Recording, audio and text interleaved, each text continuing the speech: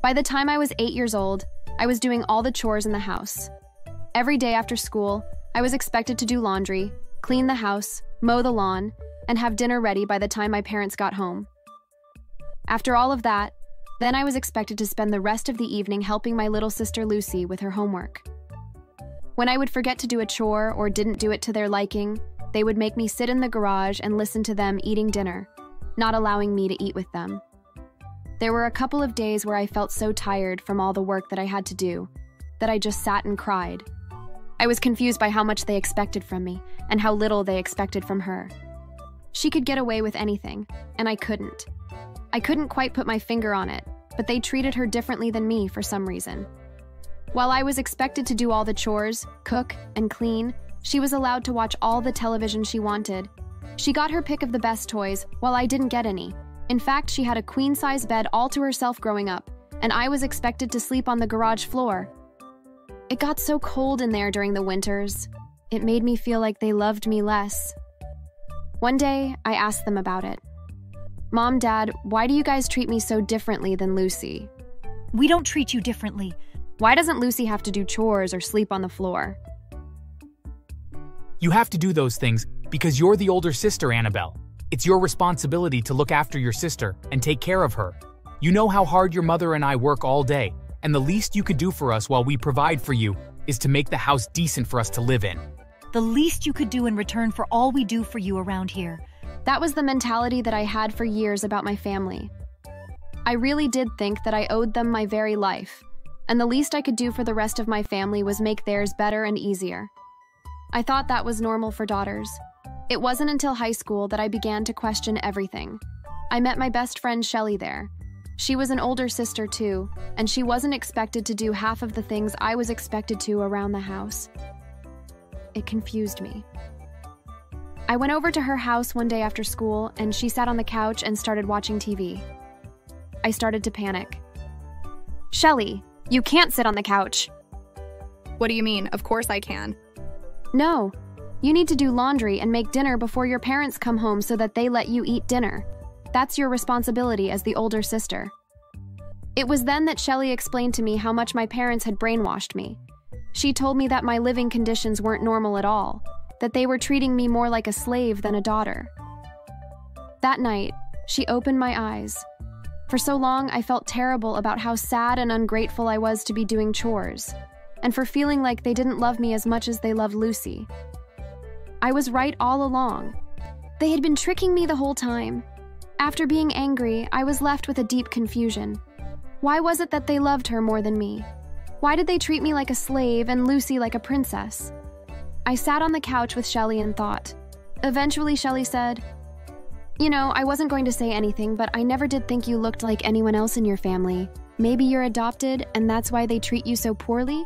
Because they view you as their servant and not their daughter." It was a suspicion that I had had for a long time, but I kept it to myself out of fear of what everyone might say. Would it be worse that they adopted me and just didn't love me in the first place, or that I'm actually their daughter and they found me completely unlovable? I was almost afraid to find out, either way.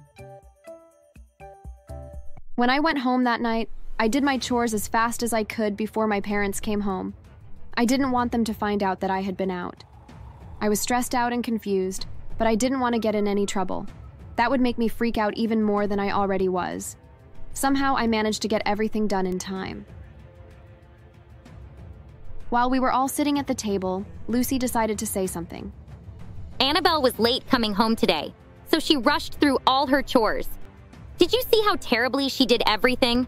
Now that you mention it, I see streaks on the window that you were supposed to clean. How dare you leave the house without doing your chores? Don't you know how much we do for you? How much we provide for you? And you spit in our faces like this? You never make Lucy do any chores or sleep on the floor of the garage. Because the chores are your responsibility, Annabelle. You sleep on the floor because you never know how to do anything right. Do things right, and you can sleep on floor in the kitchen. Ever since I was a child, you've always treated her better than me. Whenever I try to talk about it, you make me feel like I'm crazy. You are crazy, Annabelle.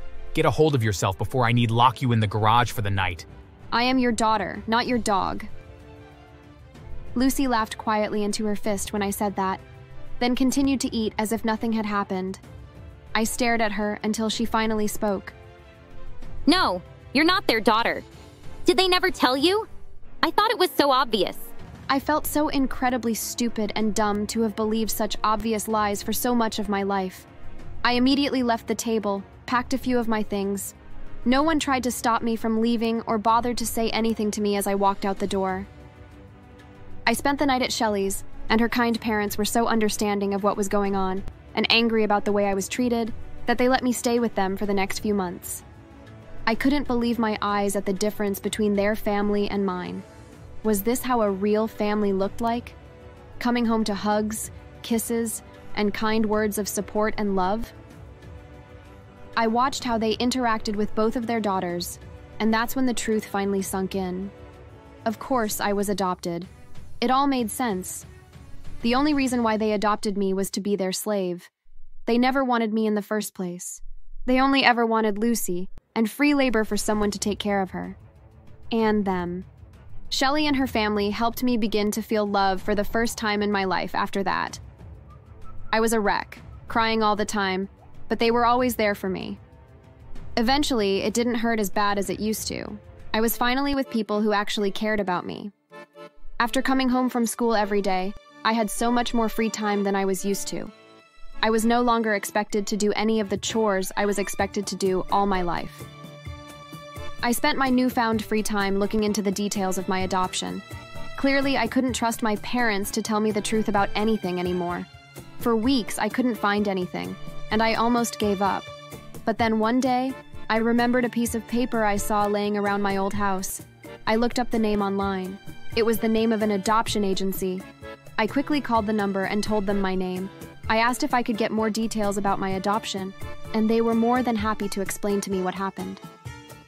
16 years ago, a woman went into a bank with her child. There was a robbery, and the woman was shot and killed.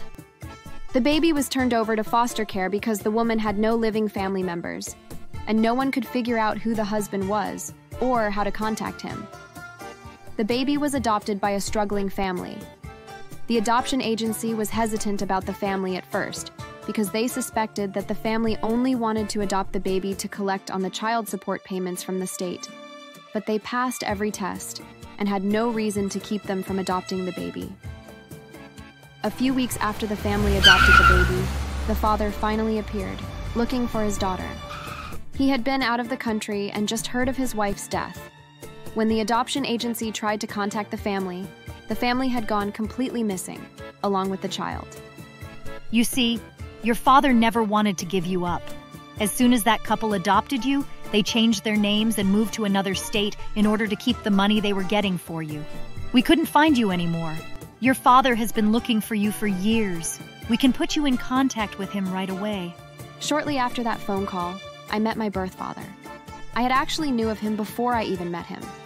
Ken Thompson was one of the wealthiest men in the country.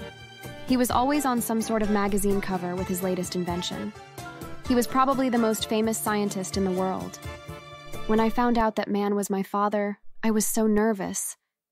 At first, I thought there might have been some sort of mistake at the agency. Surely, this man can't really be my real dad. After arranging a meeting with him, Shelley's parents drove me to his company tower. It was the tallest building I'd ever seen in my life. He met with us on the ground floor of the building. As soon as he saw me walking towards him, he burst into tears and hugged me tightly. I was hesitant at first when they said they had finally found my daughter. So many young girls have pretended to be related to me to get some of my money, but now I'm certain. How do you know I'm not lying? You look just like your mother. I found myself hesitant to trust him at first, after everything that happened with my family, but I quickly saw in him the same love that I saw while I was staying with the Shelleys. All he wanted to do was spend time with me and get to know me. He said he needed to make up for lost time. If I so much as said I liked something, I would find it on my bed in the Shelley house the next day, wrapped neatly in a gift box. Soon, he begged me to move into his penthouse with him, and I agreed. He had so many servants in his house. I never had to clean up after myself again. After sharing with him my own ambitions of wanting to be a cancer research specialist, he beamed with pride. "The apple doesn't fall far from the tree," he said, and transferred me to the best high school in the area. It took a little bit of time, but I felt like I could really trust this man, my real father. One day, I decided to tell him what happened with the family that adopted me and how they treated me. When I was done speaking, his face turned so red. I had never seen anyone so angry in all of my life. We need to make them pay for treating you like that. They brainwashed you, treated you like a slave, and you were just a child. Unacceptable. Because he owns a big technology company, he works with a lot of lawyers. He called a meeting with them and had me sit in on it. In the boardroom that day, he sat calmly in his big executive chair and said to his team of lawyers, "You are my hired team of lawyers. I pay you to get my legal matters in order. I want you to stop everything you're doing and ruin the family that dared to take advantage of my daughter." His words sent a chill up my spine. That team of lawyers worked fast. Soon, the story of my abuse was on every news channel, every hour of every day. It quickly turned into a court case that was aired on television. My father sued my fake parents and won the trial. Not only did the court dissolve my adoption, but it also ruled that they were to pay me back every cent that they had earned for child support while I was under their care for the last 16 years that I was with them. They knew that they could never pay me back, and resorted to begging and pleading for me to forgive them. We only wanted what was best for our daughter. We didn't do anything that bad, really. Do you know how much work it is to take care of 2 children? It's only natural that you helped us. After their abuse was aired everywhere, no one would hire them. They resorted to selling everything that they owned except the clothes on their backs. Shelley tells me that they've had to sleep on the floor like I had to for the past 16 years. After they had nothing else to sell, they resorted to selling their house and living out of a tent. To this day, they are still in the streets, still begging for money to pay me back. Lucy didn't do much better. No one wanted anything to do with her. Without me around to tutor her, her grades quickly declined and got so far behind that she had no option but to drop out of school. She became so tired of the various death threats that she decided to change her name and live somewhere else. As for me and my new family, with my father and Shelley's family, I couldn't be happier. I was miserable for so much of my life and thought that was normal. But now that I know what true love, kindness, and support are, I'll never settle for anything less for the rest of my life. Thanks for watching. Make sure to subscribe and leave a comment down below saying I subscribed, and we will try our best to reply to your comment.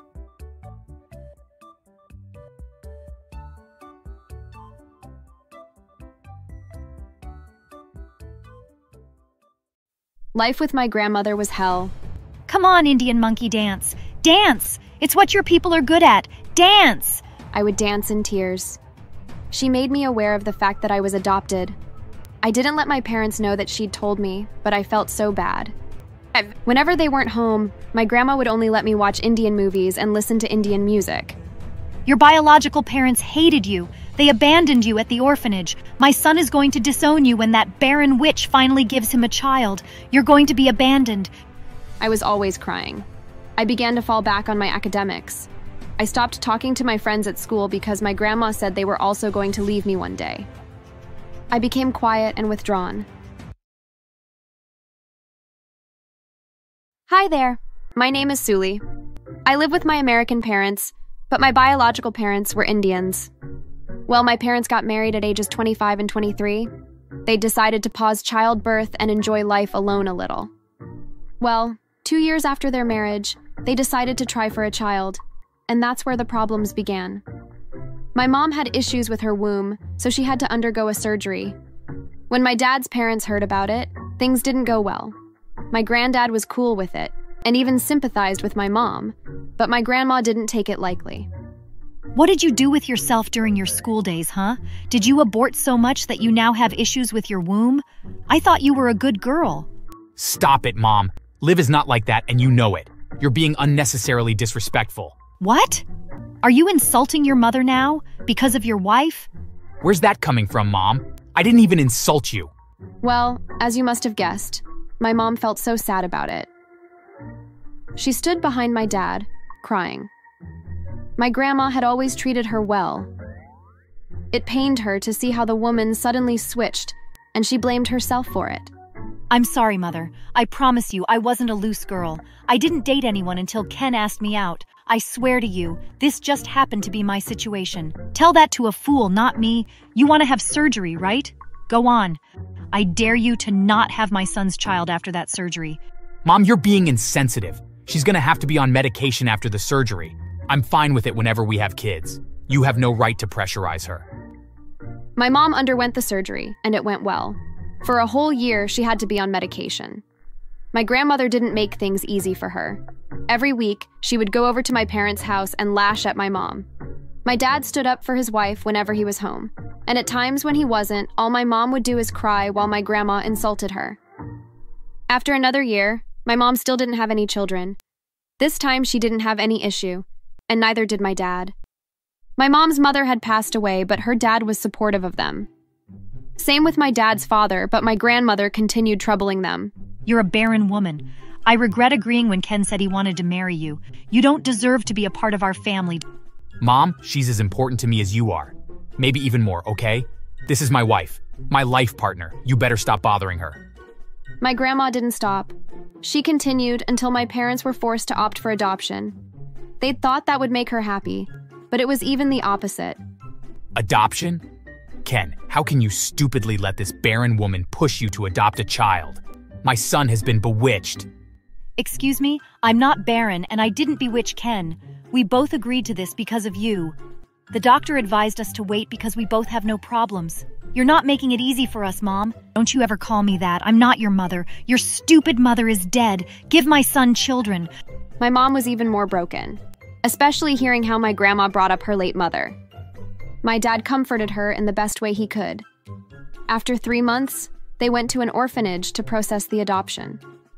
When they found me, I was only a month old. My parents fell in love with me the moment they landed eyes on me, and I was picked. The process was quite long, as I was only an infant. Eventually, they got me and named me Suli. For the first 3 years after my adoption, my grandmother refused to come see me. She stopped talking to my dad. Even at the company, she refused to go there if my dad was present. It made my parents sad for a while, but they soon got used to it. Both my grandfathers loved me and showered me with love. My biological parents were both Indians, and I inherited their looks. It was easy to tell that I wasn't American. My parents and granddads didn't mind, but my grandmother did. She finally came to see me after 3 years. Well, my grandfathers thought she was being silly and spoke some sense into her. Why does the child have a different look from us? That's because she's Indian, Mom. Her biological parents are Indians. Indian? I can't believe this. How can you both be so stupid? You got an Indian kid? What good is it going to do to you? She's a girl, ma'am. Not it, she. Please address her appropriately. Oh, I see you've grown wings. Don't forget that you still don't have a child of your own, barren woman. Suli is our child, Mother. Can you watch your words? I don't have anything to watch. This child is unaccepted. She's not one of us, and I hate her. How can you be so hostile to a child? You're being so unfair. As I grew, I saw less of my grandmother. But the few times I saw her, she wasn't nice to me. On my 10th birthday, my parents threw a big party. Friends and extended families came, and I was happy. My parents had put me in a room while everyone outside prepared for my surprise. The room was dark, and I was blindfolded. I sat on a sofa, my view away from the door, waiting. I heard the door open, and I thought it was my mom. I sat waiting until I suddenly felt someone hit me hard, and I fell to the ground in pain. I heard the person run out, and I quickly looked. When they opened the door, I saw the person's face. It was my grandmother. Immediately after she ran out, my parents came in and turned on the light to see me crying on the floor. They were alarmed as they saw me bleeding. My dad immediately scooped me up and carried me out of the room. The party immediately ended because I was rushed to the hospital. They helped me dress the wound and gave me medications. I couldn't go to school for a whole week. My parents had no idea who would do that to me. They would involve the police, but the area I was in had no CCTV camera, so there was nothing to use in finding the culprit. My parents had to move to another house because they thought our house wasn't safe anymore. I knew who did it, but I couldn't tell. I knew my parents weren't on good terms with my grandma, so I thought telling them wouldn't be nice. I became scared of my grandmother. It was even more uncomfortable for me when she suddenly made up with my parents and began visiting our house regularly. She encouraged my mom to resume work after 6 months, promising to help with looking after me. I wanted to tell my mom how scared and uncomfortable I was, but I couldn't. Not after seeing how happy my mom was about resuming work again. Life with my grandmother was hell. Come on, Indian monkey dance. Dance! It's what your people are good at. Dance! I would dance in tears. She made me aware of the fact that I was adopted. I didn't let my parents know that she'd told me, but I felt so bad. Whenever they weren't home, my grandma would only let me watch Indian movies and listen to Indian music. Your biological parents hated you. They abandoned you at the orphanage. My son is going to disown you when that barren witch finally gives him a child. You're going to be abandoned. I was always crying. I began to fall back on my academics. I stopped talking to my friends at school because my grandma said they were also going to leave me one day. I became quiet and withdrawn. I stopped eating as much as I used to, leading to me growing lean. I also began wearing baggy clothes that covered my thighs because my grandma told me I was shapeless, and the scar she gave me was ugly. On my 11th birthday, I refused to have a party no matter how much my parents begged me. I was scared of getting attacked again by my grandmother. My parents noticed the changes and felt bad about it. They tried to pull me out of whatever was bothering me, but it didn't work. Eventually, my mom paused working to look after me. I was free from my grandmother for a while, but I still didn't change. In fact, I became worse. My mom soon had to take me to a therapist, and I began taking sessions twice a week. One day, when my mom was away on a date with my dad, my grandmother visited us. I began crying immediately when I saw her. She smiled and resumed taunting me. She said my parents were taking me for therapy because they thought I was going insane. She told me they would soon return me to the orphanage. I cried so much until I fainted. My grandmother left the house. It was one of the maids who helped me return to consciousness. I got even worse, but my parents never left me. About 10 months later, my mom got pregnant. After nearly 14 years of their marriage, she was finally having her own child. You're going to be abandoned soon, Indian girl. They'll hate you and only love their child. I decided to confront my parents. I would beg them to not abandon me. The right time didn't come until my 12th birthday. They'd managed to convince me to let them throw a party. After cutting my cake, I requested to give a speech. My parents were all smiles, but my grandmother was busy mouthing the word abandoned to me. I began crying. I love you so much, Mom and Dad. I'm thankful that you adopted me even though I'm not American, and my real parents abandoned me. Please, don't leave me. I'm going to do anything you want. I'm going to love your child when it's born. Please, don't take me back. My parents were alarmed, as well as the guests and my grandparents. I could see the fear in my grandmother's eyes. My parents rushed to me and comforted me. They asked how I knew about my adoption, and I told them. I said into the mic everything I'd been going through in the hands of my grandmother. Everyone was shocked. My dad's eyes were red with anger. How dare you, Mom? Are you crazy? How could you do that to my child? How can you be so evil? You're her grandmother. You must be a fool to think that all Indians do is dance. I can't believe you. At your age, you should have some sense in your head. I can't believe you've spent 2 years bullying a child. She hid her face in shame as everyone talked down on her. My dad asked her to leave, but his dad stopped her. You have to apologize to Suli and take back your words about Indians. You must also dance in front of us the way you made my daughter dance. In shame, she went on her knees and apologized to me. She also took back her words and danced in tears. It was so embarrassing for her. Unfortunately for her, the video of her dancing like an Indian went viral and people often made fun of her. My parents refused to associate with her afterward and cut her off. My grandfather moved out of the house they shared and got a different house where he ordered his security to refuse her entry. Eventually, she fell into depression, but nobody cared. She was alone for 3 years, and during those years, we often heard rumors of how people slashed her tires and wrote old racist slurs on her front lawn with paint. One day, she died in her room. Her body wasn't discovered until 3 days later, when my grandfather sent someone to ask her to leave the house. She was buried ordinarily, and the house was sold off for peanuts. As for me, my therapist and the birth of my brother helped me recover. I was happy with my family. My hatred for my grandmother didn't reduce even after she died, and I think I'm going to hate her until my death. Thanks for watching. Make sure to subscribe and leave a comment down below saying I subscribed, and we will try our best to reply to your comment.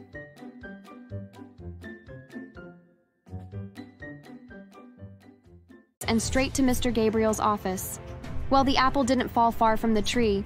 When I asked if he hadn't heard about my dad's sickness, Mr. Gabriel burst into laughter. Your father has always acted all tough and strong. I guess death has humbled him. I won't be visiting him. Also, I won't be attending his funeral. A weak man like him who couldn't fight cancer can't be associated with me. If you didn't have our grandchild, I'd ask Liam to end things with you. My heart sank. Both Mr. Gabriel and Liam were monsters. Heartless monsters. I was about to leave when his wife came in. Oh, Monica, you're here. I heard your dad is going to be dying soon. Can you all stop being so freaking insensitive? Well, isn't he dying soon? Anyway, we won't be attending the funeral, so accept our condolences in advance. You all are so evil and shameless. I angrily left the place. I needed to make them pay. Hi everyone, my name's Monica, a 33-year-old single mother. Over the years, I've had quite a lot of ups and downs, starting with when I lost my mother when I was 10. At the same time, my dad got fired from his workplace, and we had to live on his savings until it ran out. He tried hard to get a job, but all his efforts were in vain. Well, until luck shined on us. He came across one of his old friends in quite an unpleasant way. The man had almost hit my dad with his car, but he was quick enough to stop right in time. When he came out, he saw my dad and was surprised. What? You look so dirty, Greg. What the hell happened to you? Gosh, I can't believe I nearly hit you. Are you intentionally walking carelessly so you can get hit and pay for it? How can you think so low of me? I wouldn't do such a thing. I was simply deep in thoughts and you were driving too fast. Oh, please, I know your tactics. Tell me what happened to you. My dad didn't want to share, but Mr. Gabriel forced him until he did. He explained how he lost my mom and his job and was now broke and jobless. Mr. Gabriel said a lot of degrading things to him, but my dad was calm and ignored his words. He went with Mr. Gabriel to his company, and he gave my dad a job in his production department. My dad was so happy. When he reached home and broke the news to us, we were just as happy as him. He ironed all of his corporate outfits, which he hadn't worn since he lost his job. After ironing, he arranged them properly and began to get ready for the next day. Life at Mr. Gabriel's company wasn't enjoyable, but my dad endured it all because he wanted to be able to provide for us. No matter how much the man looked down on him, my dad never complained. Instead, he would apologize and try to fix whatever it was, regardless of whether he was at fault or not. My dad never spent recklessly. He worked so hard but spent his money on our well-being. We never lacked anything. My dad was also wise enough to save a part of his salary monthly. Time flew by and I was soon done with college. I got a nice job, stopped my dad from working, and got us a bigger and more comfortable apartment. Then, I placed my dad on a bi-weekly salary to ensure he never lacked anything.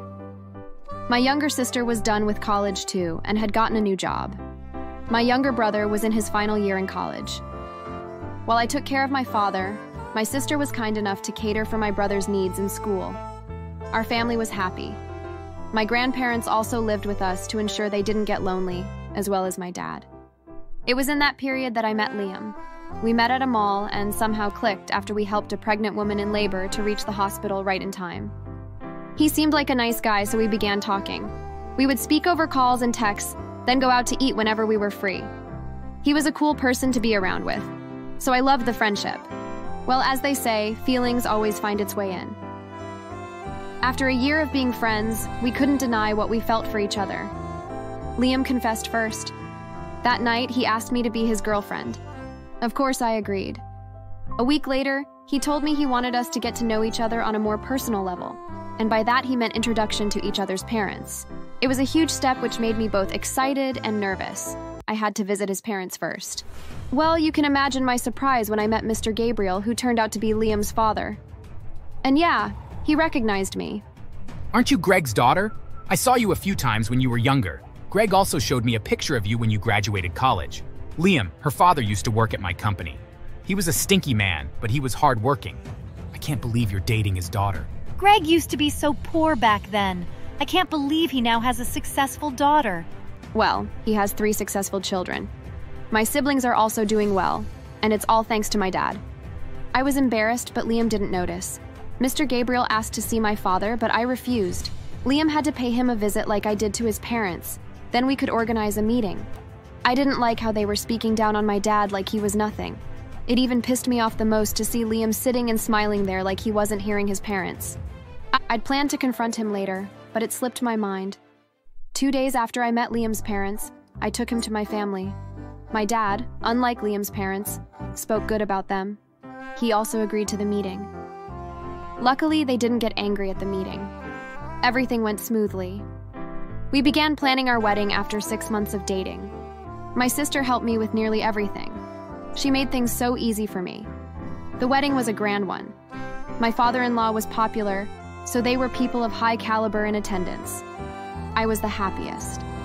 My wedding came to an end with 0 problems. Well, the first months after my wedding were good too, as well as the first 2 years after my daughter's birth. My grandparents both passed away, and even though it was disappointing that Liam's parents didn't attend their funeral or even send their condolences, I didn't mind. After my daughter's second birthday, I got a call that my dad had fainted and had to be rushed to the hospital by my brother. I took my daughter and went there to see my dad still unconscious. The doctors had run a test on him, so awaited the result. Well, it came out that my dad had terminal cancer. My world shattered right before my eyes. How? How can that be possible? The days that followed were sad ones. All we could do was sit and watch until my dad's last breath. He remained strong, giving us advice and showering us with lovely words, which only made us cry more. That was my most trying moment, but Liam didn't seem to care. He only visited my dad once and barely even stayed up to 10 minutes.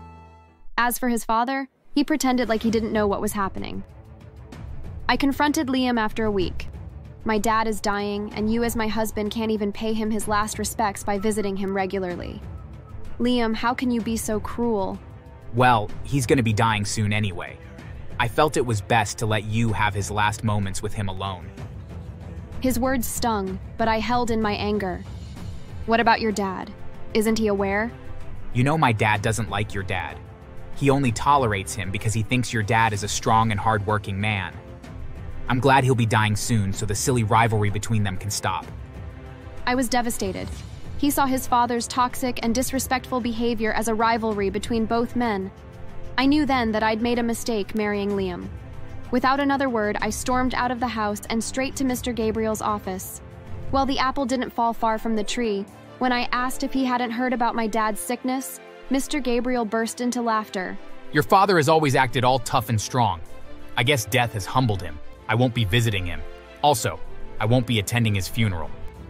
A weak man like him who couldn't fight cancer can't be associated with me. If you didn't have our grandchild, I'd ask Liam to end things with you. My heart sank. Both Mr. Gabriel and Liam were monsters, heartless monsters. I was about to leave when his wife came in. Oh, Monica, you're here. I heard your dad is going to be dying soon. Can you all stop being so freaking insensitive? Well, isn't he dying soon? Anyway, we won't be attending the funeral, so accept our condolences in advance. You all are so evil and shameless. I angrily left the place. I needed to make them pay. But I waited until my dad passed away, which was about a week later. With my siblings, the funeral was organized. Liam and his father weren't there. Well, I might have invited the press to make everyone see that neither Liam nor his parents cared to attend. The next day, the news was everywhere. People were wondering if we got divorced. Press companies invited me for interviews, but I declined. On the afternoon of the same day, I posted a recording. I waited about 5 minutes before deleting it. By then, many people had seen and saved it. On the day I confronted Liam's father and mother, I had recorded our conversation. That was the recording I posted. Liam called me immediately as the recording circulated. How could you do that to us? Are you trying to destroy my father's company? Of course not. It was a mistake, honey. Believe me. I didn't even know how the press got to the cemetery, and the baby had accidentally posted the recording while playing around on my phone. Of course, that was a lie. Once the call with Liam ended, I got dressed and accepted to be interviewed. I faked tears and acted depressed to get more pity. And yes, it worked. Posts were flying about our family, everyone against Liam and his parents. I got enough pity. When Liam returned home that night, he was so provoked that he lost control and threw a few punches at me. Our daughter was crying while watching him, and he almost slapped her if I wasn't quick enough to grab her. Well, my sister recorded it all and posted the video the next morning. Liam was done. People stormed their company, protesting for Liam to be fired. He was called a domestic abuser, and their family were tagged as heartless bullies. I immediately got to work. I contacted my lawyer and requested a divorce document. While Liam and his family faced the public throughout that week, I moved to my dad's house and never stopped attending interviews. Liam did too, but even the interviewers were against him. His dad's company was suffering too. The hate from the public was too much, so investors were pulling out. The company was suffering a huge loss in just a week. The divorce document was ready a few days after, and I took it to Liam. He refused to sign it, which forced me to take it to the court. I also requested child custody. After showing them the video of Liam almost hitting our daughter, the court agreed to me getting custody of our child and also got us divorced. Liam and his family were devastated. They were forced to make a video and apologize to the public, promising to change their behaviors.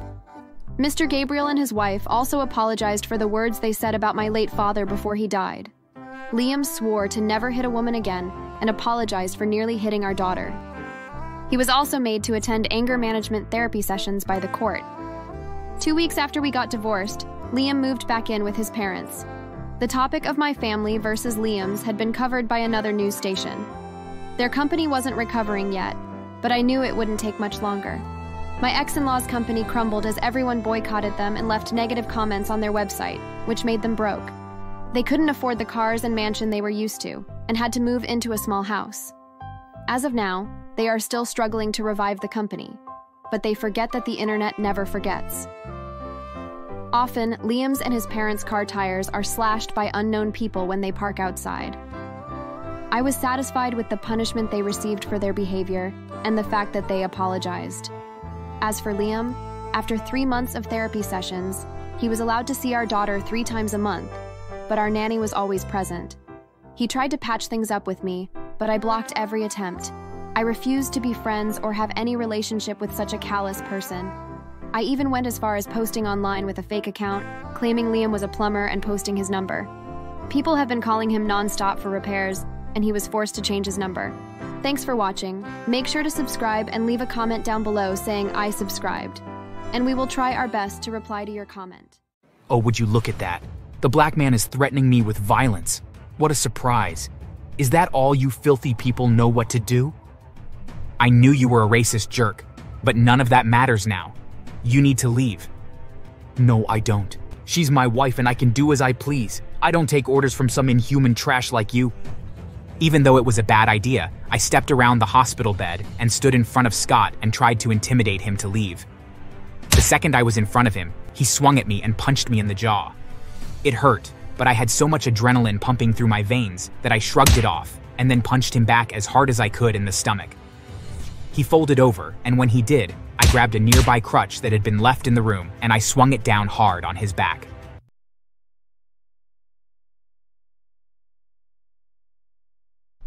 Hi there. My name is Emmett, and my family is simply amazing. Let me start by saying that I was adopted. You see, my parents were having issues having a child, but they wanted a family so badly that they looked and found a child that really needed a good home. My birth parents died when I was very young. To be honest, I'm not sure what happened to them, but Joy and Thomas lovingly took me into their home and cared for me like I was their own flesh and blood. It truly didn't matter that I was black and they were white. To them, we were just family. And then a few years later, a miracle happened and Joy became pregnant, and 9 months later gave birth to my sister Taylor. Even though she was their own flesh and blood, they treated me no different than they treated her, and the two of us grew up in a very loving and wonderful family. So when Taylor came and told me that she had started dating someone, and that he might just end up being the one she marries, I was super excited for her, and I just assumed that our amazing family was going to get even bigger. After a couple months of her mentioning him, she decided that it was time to introduce him to me.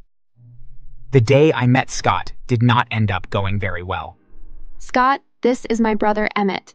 And Emmett, This is the love of my life, Scott. Huh, is this your brother? Yeah, why? Well, he's black. Yeah, I was adopted by our parents before they had Taylor. So, Scott, what do you do for a living? Right, okay, I work in business. Oh, really? Same here. I work for Mega Investors Group. You work for them? But they're one of the biggest companies around. I wouldn't have guessed that someone like you could work there. Someone like me? Never mind. Let's just go eat. There was something about the way that he was speaking to me and the way that he looked at me.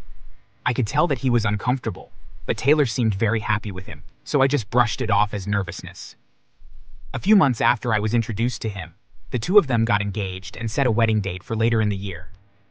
As the day approached, I went over to my sister's house to see if she needed help with anything.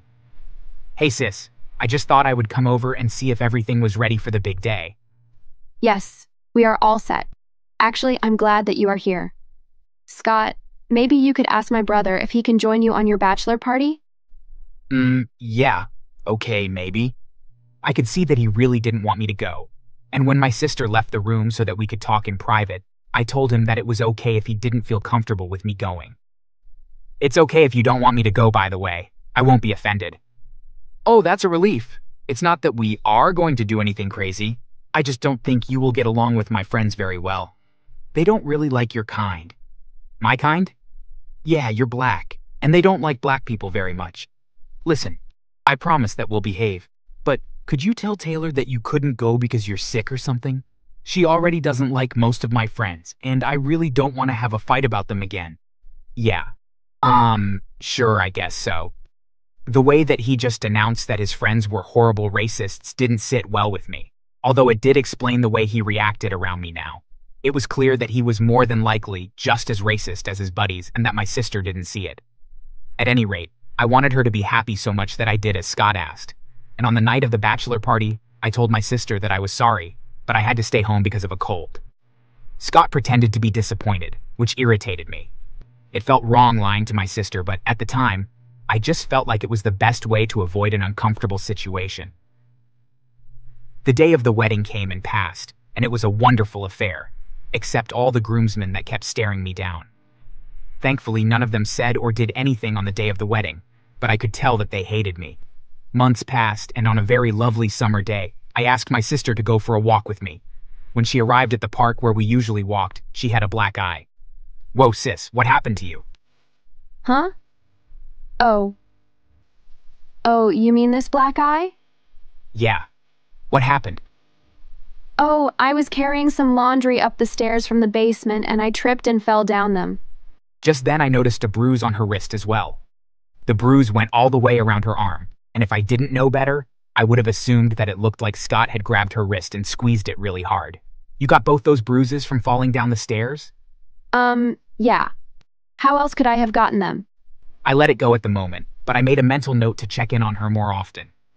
She could of course be telling me the truth, but I already didn't trust Scott, and the people that he associated with were not good influences on him.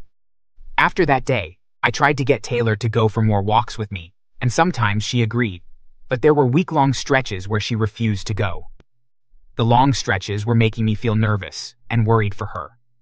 Then one day she announced that she was pregnant.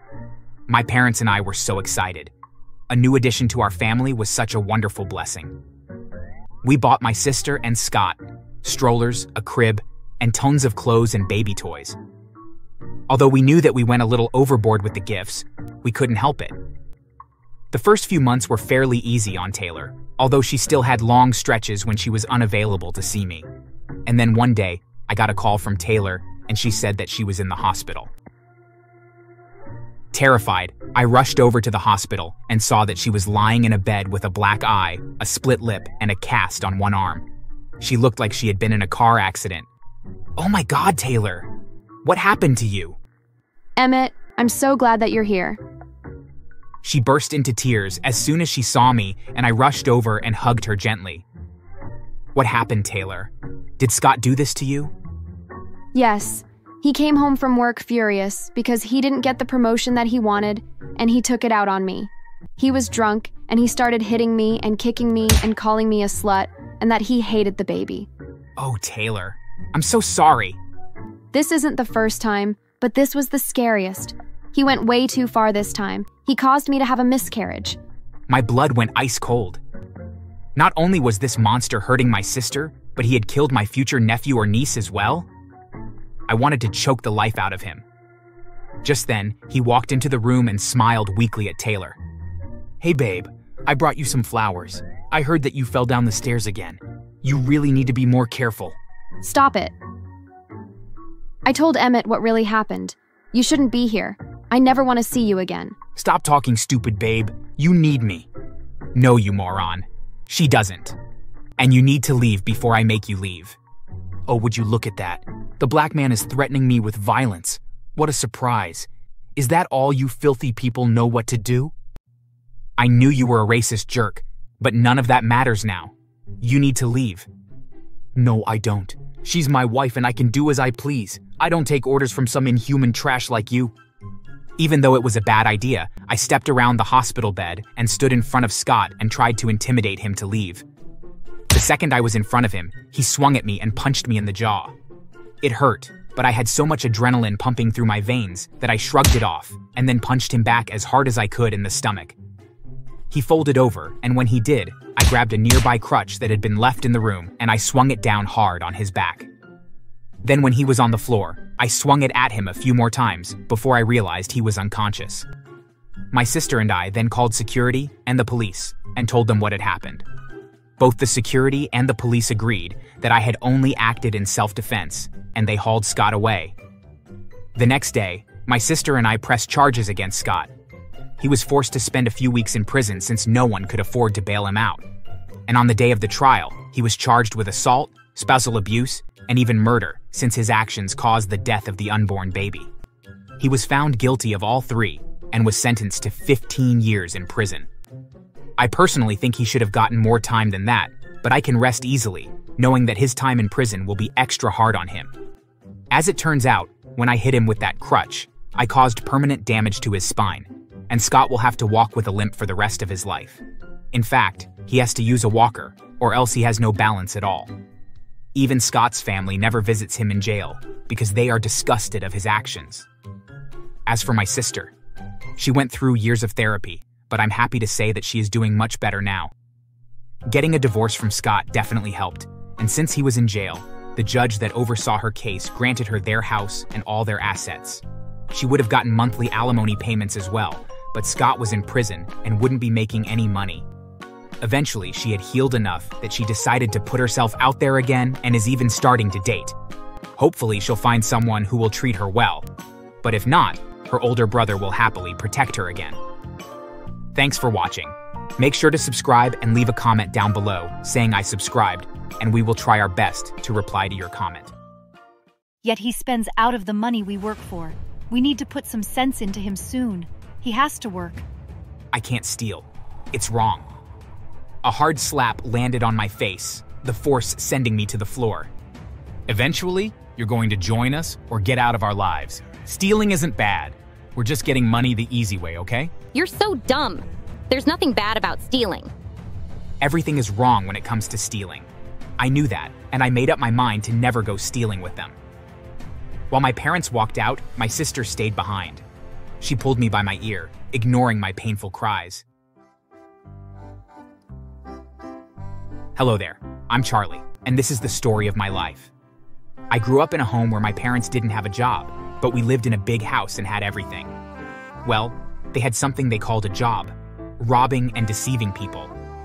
I had an older sister who always went with them. She hated me just as much as my parents did. One time at the public school I was attending, a classmate had pushed me roughly while calling me ugly. I fell badly, but I didn't fight back. I wasn't one to get violent, so I'd gone to make a report to the principal. The boy got punished, and I felt proud of myself for not fighting. However, my family thought otherwise. I can't believe my misfortune. How can I be the mother to this weakling? I feel even worse that you're my brother. How can I face them at school tomorrow? How can I listen to people talk about my brother getting beaten up and not fighting back? I felt so bad that I rushed into my room, crying. I ignored their mocking sneers as I slammed my room door.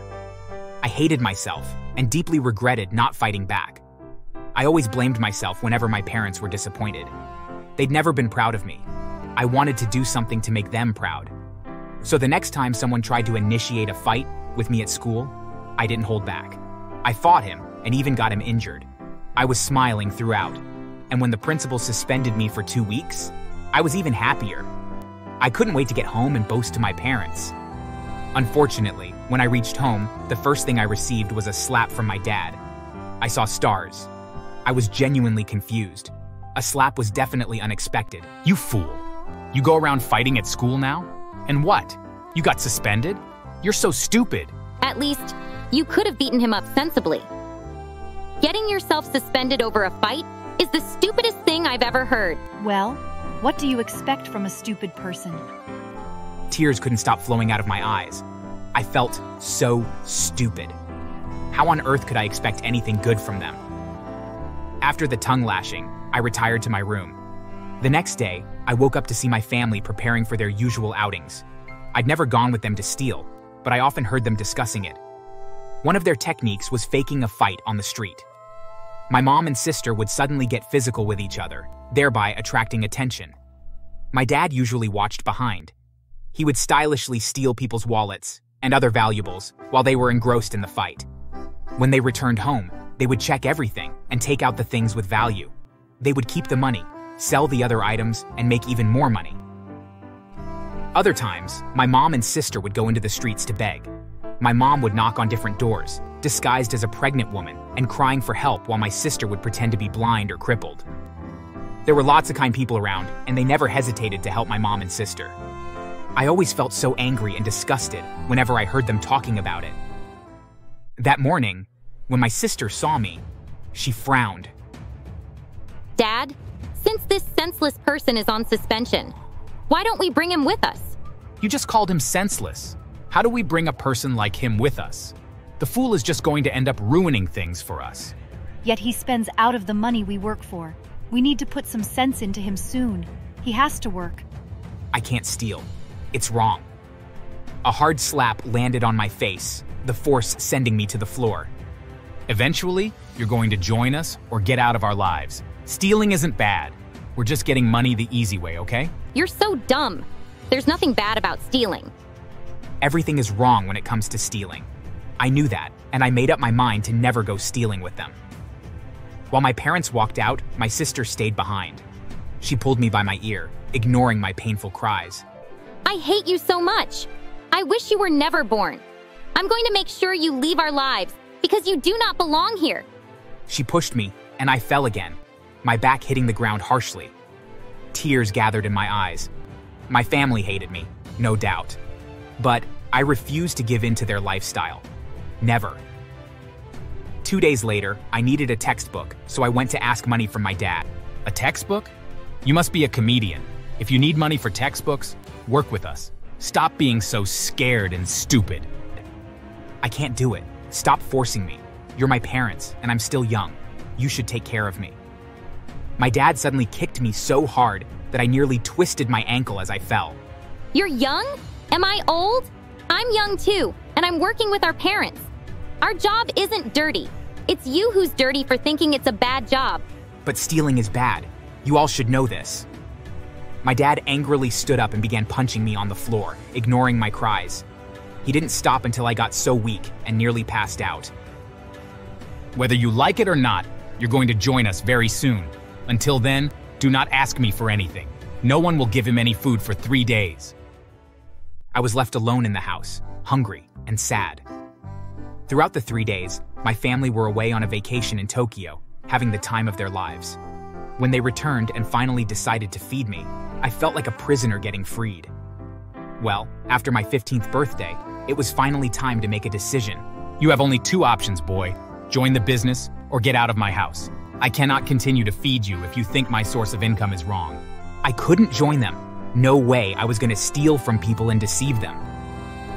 In tears, I took my things and walked out of the house. I had nowhere to go, but I didn't stop walking. I walked until my body gave up. Then I fainted. I was too weak and hungry. When I finally woke up, I was in a strange, beautiful room. I managed to sit up and found a woman staring at me. "Where am I?" She introduced herself as Anita and told me how she found me on the floor and took me with her. I couldn't fully express how grateful I was.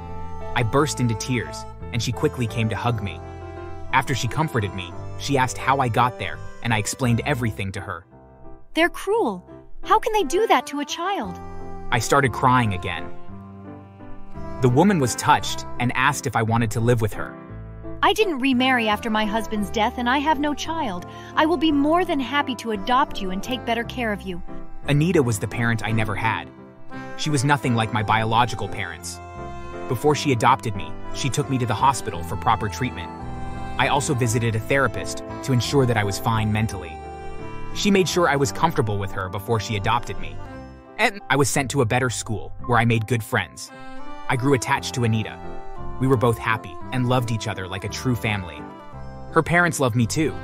I never met any of my biological parents' family. Anita's family members were all good like her. I felt like I belonged there with her. When I finally finished high school, she helped me get into an art school I'd never imagined being opportune to attend. I was so grateful to her. Whenever I thanked her, she would ask me not to. You're my child, Charlie. It's my duty to take care of you. I'm only doing what a good parent should do. Thanks, Mom. I love you so much.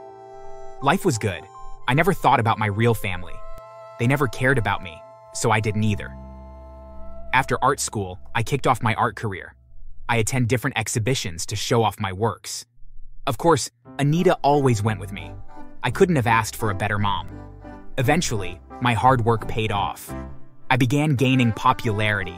I got a bigger studio, and I simply soared from there. I got so many interviews praising my work. Wherever I went, I never failed to talk about Anita. She meant everything to me, and I was proud to show it off. Everyone soon knew her, and my fans even dedicated a special day to thank her for giving birth to her. Of course, no one knew that she wasn't my biological mom. One day, about 2 years after I gained popularity, I got a call from an unknown number. It ended up being my father. "You stupid child. You're rich now and couldn't think about your family. You owe us, boy." "I do not owe you anything. If you ever call me again, I'll report you to the cops." "Go on. If you don't start sending us money from your wealth, I'm going to destroy that stupid career of yours." I thought he was bluffing until I saw him in the news. He wasn't alone. My mom and sister were there with him. That woman kidnapped our son from us and made him hate us. Now he won't take care of his sick mother. I sacrificed so much for him. I feel so heartbroken that my brother could turn his back on us like this. I couldn't believe my eyes. People soon began talking about it, and most were on their side. I needed to stop them. So, I accepted to be interviewed by the most popular interviewer in the city. I told everything. I told everyone how they tried to make me believe it was good to steal and deceive people. How they punished me and kicked me out when I refused to join them. I told them how Anita found me and how she's been taking care of me ever since. They believed me, not just because of my story, but because people began to recognize them, especially my mother and sister. The love for Anita grew even more, and many people made videos apologizing to her and also thanking her for saving me. The next day, it was in the news that the angry mob had stormed my parents' house and given them a good beating. They were also chased out of the vicinity without a single thing and warned to never show face there again. Afterward, the crowd took out their things. Valuables and money were stolen. The other things were burnt to ashes. My father never kept too much money at the bank. He always left his cash in bags, and those bags had been stolen by the angry mob, leaving him completely broke. They moved far away to an unknown place where they found a very small apartment. They tried to get jobs, but people refused to employ them since everyone knew from the interviews that they were thieves. Their lives were miserable. Unfortunately for them, someone in the new city pressed charges against them for stealing his items, and soon enough, many others followed. The police arrested all 3 of them and threw them behind bars. A popular publishing company contacted me to make a deal with me. They proposed a huge amount if I agreed to them publishing my story as a book. I would also be credited in it. Of course, I agreed. Anita smiled proudly at me on the day the book was officially released. I'm proud of you, son. Thank you, Mom.